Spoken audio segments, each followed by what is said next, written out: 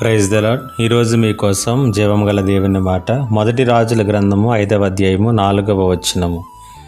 ఇప్పుడు శత్రువు ఒకడును లేకుండా అపాయమేమీ కలగకుండాను నా దేవుడైన యెహోవా నలుదిశలను నాకు నెమ్మది దయచేసి ఉన్నాడు. ఈ మాటలను గురించి మనము ఆలోచన చేద్దాం. జీవితంలో మనం ఎల్లప్పుడూ కూడా కోరుకునేటటువంటిది నెమ్మది.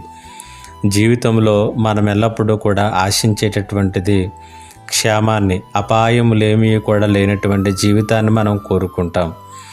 ఎలాంటి అపవాది శత్రువులు మన మీద దాడి చేయకూడదని ఎల్లప్పుడూ కూడా ప్రార్థన చేస్తాం. అయితే అలాంటి జీవితమును గురించి మొదటి రాజుల గ్రంథము 5వ అధ్యాయము 4వ వచనములో సొలొమోను ఇక్కడ మాట్లాడుతూ ఉన్నాడు. ఇక్కడ మనము చూసినట్లయితే అంటున్నటువంటి మాట, అపాయమేమీ కలగకుండాను నలుదిశలా నాకు నెమ్మదిని దయచేసినటువంటి వాడు నా దేవుడు అని తెలియచేస్తూ ఉన్నాడు.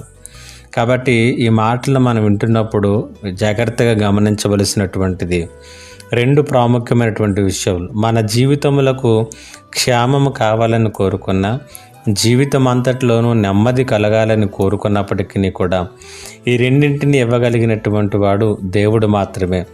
రాజైనటువంటి సొలొమోను తాను చేసినటువంటి యుద్ధాల ద్వారా కానీ, తాను కట్టినటువంటి నిర్మాణముల ద్వారా కానీ, తను సమకూర్చుకున్నటువంటి సైన్యము ద్వారా కానీ నేను నెమ్మది పొందానని కానీ, అపాయము లేకుండా జీవిస్తున్నానని కానీ చెప్పలేదు. దేవుడే దీనికి కారణమని చెబుతూ ఉన్నాడు. కాబట్టి ఈరోజు మనము మంచి ఇళ్లలో భద్రతగా జీవిస్తున్నప్పటికీ కూడా మన జీవితములలో భయంతోనే భద్రత లేకుండా జీవిస్తున్నాం. మనకు అన్నీ ఉన్నాయి అనుకున్నప్పటికీ కూడా జీవితంలో నెమ్మది లేకుండా ఉంది.